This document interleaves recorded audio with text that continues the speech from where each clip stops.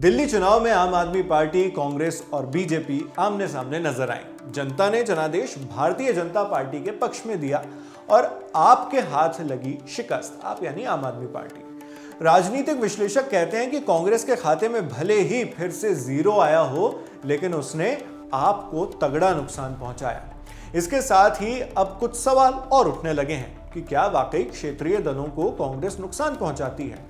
क्या ममता बनर्जी की पार्टी तृणमूल कांग्रेस यानी टीएमसी को भी इंडियन नेशनल कांग्रेस की वजह से पश्चिम बंगाल में नुकसान उठाना पड़ सकता है? टीएमसी का नाम यहां सबसे पहले इसलिए आ रहा है क्योंकि टीएमसी और कांग्रेस के बीच का राजनीतिक मुकाबला पहले भी एकदम साफ नजर आता रहा है।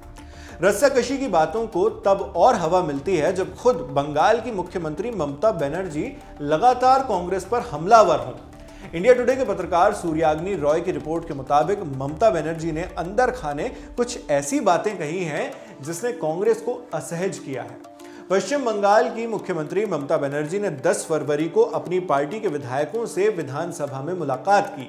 रिपोर्ट के मुताबिक इस मुलाकात में उन्होंने अपने विधायकों से कहा कि अगले साल यानी 2026 में तृणमूल कांग्रेस यानी टीएमसी 2/3 बहुमत से ज्यादा के साथ वापस सत्ता में आएगी।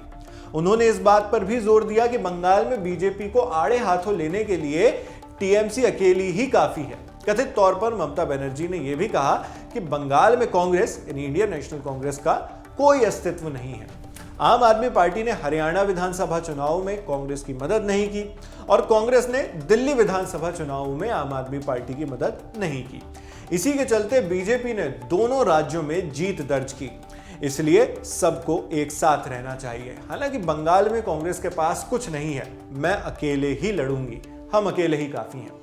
यानी सीएम ममता बनर्जी ने यह भी साफ कर दिया है कि उनकी पार्टी अगले विधानसभा चुनाव में कांग्रेस के साथ किसी तरह का समझौता नहीं करने वाली है और उनकी पार्टी अकेले ही चुनाव लड़ने के मूड में है। इस पर कांग्रेस की तरफ से भी प्रतिक्रिया आई।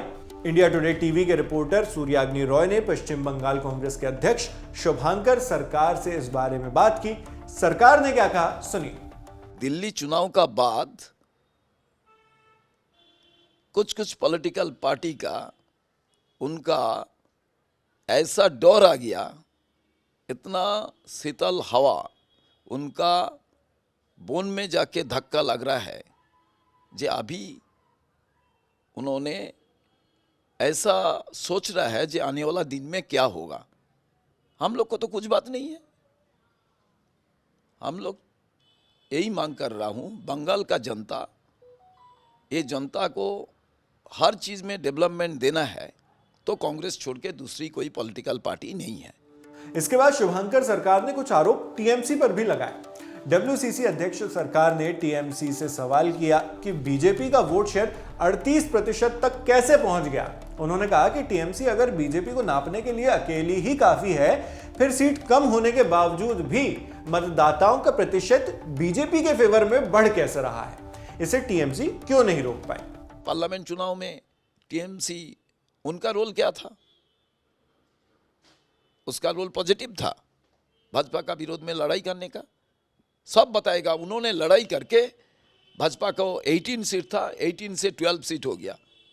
सीट तो घटा है, परसेंटेज ऑफ वोट आप देखिए, जिंदगी भर बंगाल में भाजपा इतना परसेंटेज ऑफ वोट नहीं मिला। 38% से ज़्यादा वोट मिल गया था भाजपा का। क्यों नहीं उसको रोक पाए? मैं जो सोचता हूँ, एक बाइनरी पॉलिटिक्स का क्रिएट करने का एक प्रयास है और हमेशा एक इशू तृणमूल कांग्रेस बना के देता है जो भाजपा उनका पीछे पीछे जा सकता है। और मैं जो सोचता हूँ, दिल्ली का चुनाव का बाद और कोई ये बात नहीं बोल सकता है जो कांग्रेस छोड़ के ये लोग कोई बड़ा लड़ाई लड़ सकता है। शुभांकर सरकार का टीएमसी पर आरोप है कि वो बंगाल में एक बाइनरी पॉलिटिक्स बनाने की कोशिश कर रही है। बाइनरी पॉलिटिक्स यानी राजनीति की ऐसी स्थिति जब उसमें सिर्फ दो ही छोर हों, मतलब दो ही पार्टियां। इस केस में देखें तो बाइनरी में एक तरफ बीजेपी और दूसरी तरफ टीएमसी है।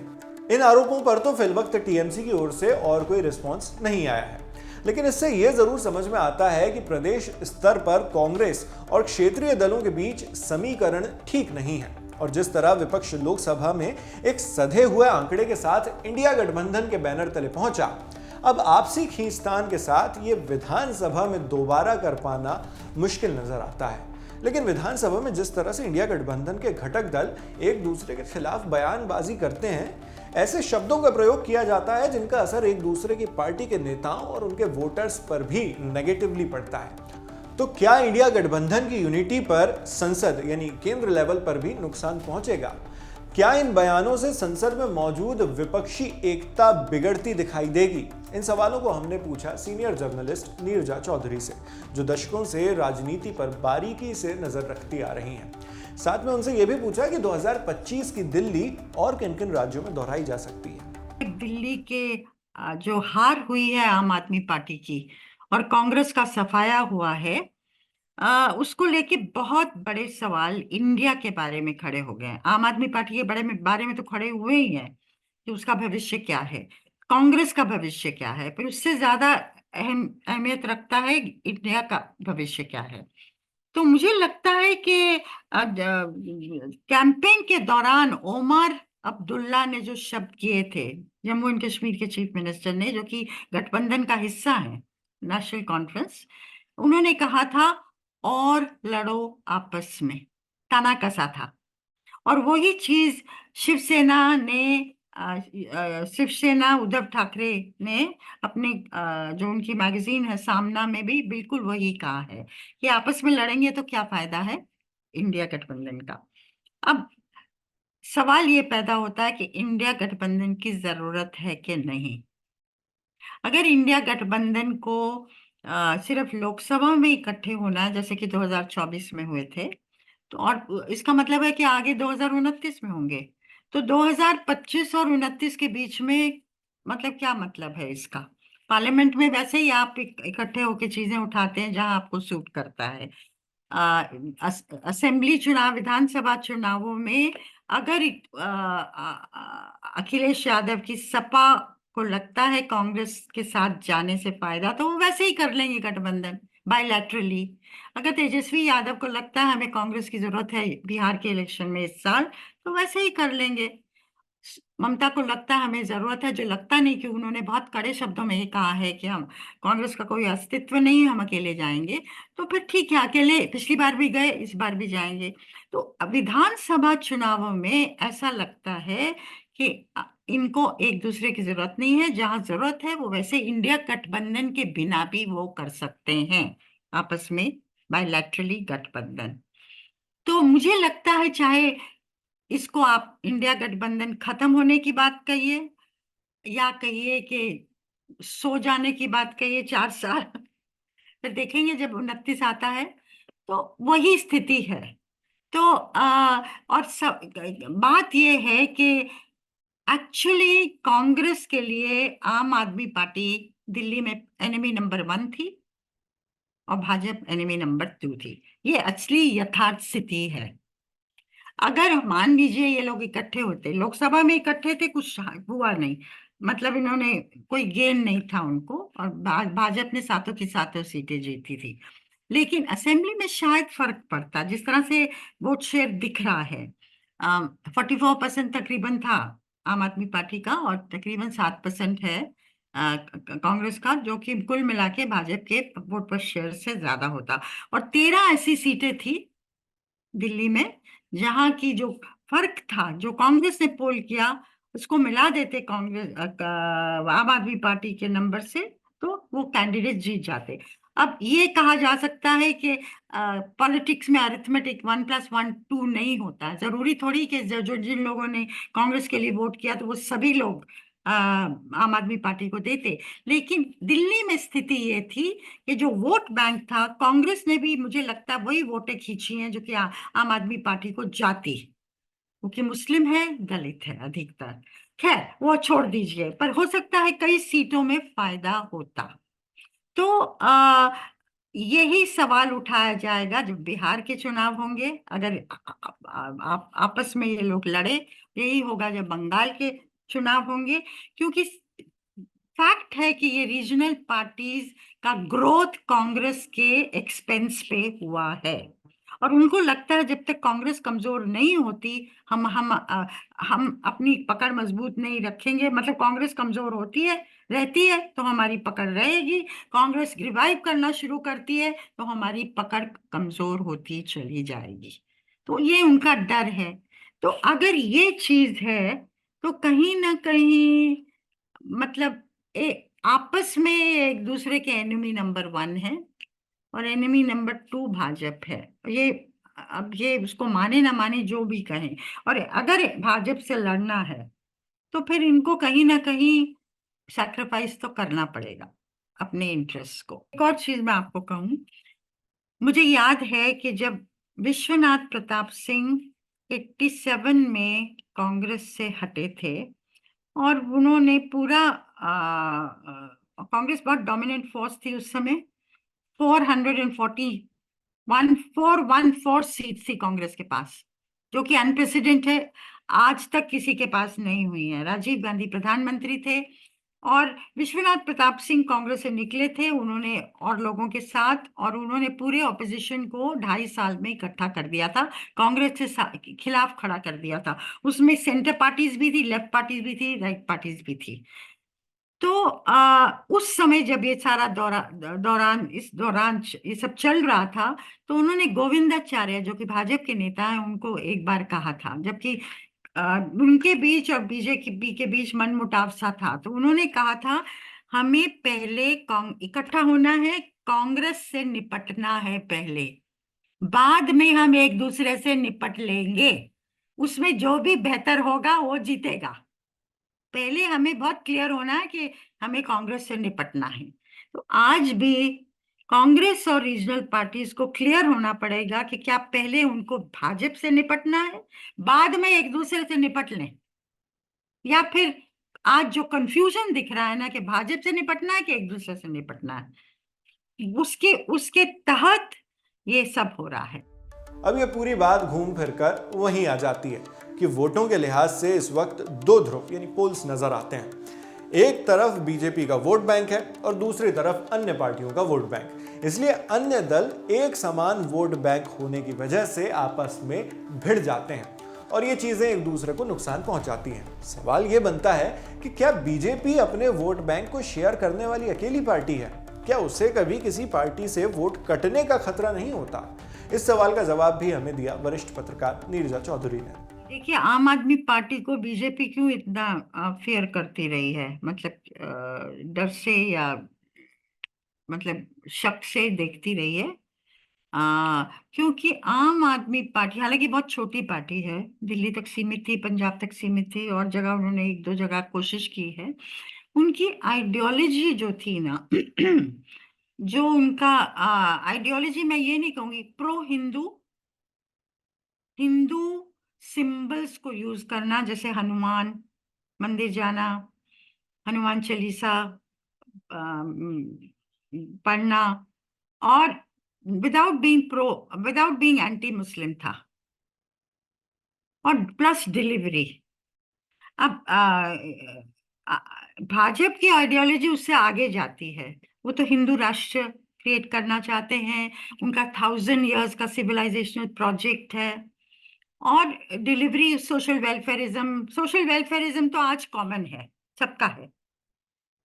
कांग्रेस की आइडियोलॉजी अलग है। तो एक जो सॉफ्ट हिंदुत्व को मानने वाली पार्टी बट बिना मुस्लिम्स के खिलाफ हुए, भाजपा मुस्लिम्स के खिलाफ, मुसलमान उनको अपने खिलाफ देखते हैं, ऐसा नहीं कि उनके अपने हिमायती मानते हैं। तो इसलिए आम आदमी पार्टी उस जगह को ऑक्यूपाई करना चाह रही थी, जो कि अगर लोग हटते भाजपा से तो उनकी तरफ मुड़ते।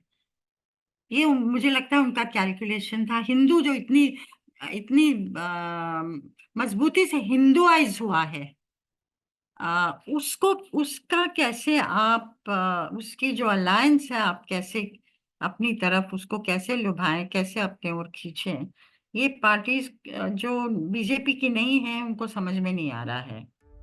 यानी दिल्ली में आम आदमी पार्टी की हार बीजेपी के लिए इस वजह से भी बहुत अहम थी। आने वाले दिनों में ऐसे और भी उदाहरण दिखाई दें तो अचंभे की बात नहीं होगी। हालांकि प्रधानमंत्री मोदी ने आम आदमी पार्टी की इस हार का जिम्मेदार कांग्रेस को भी बताया है।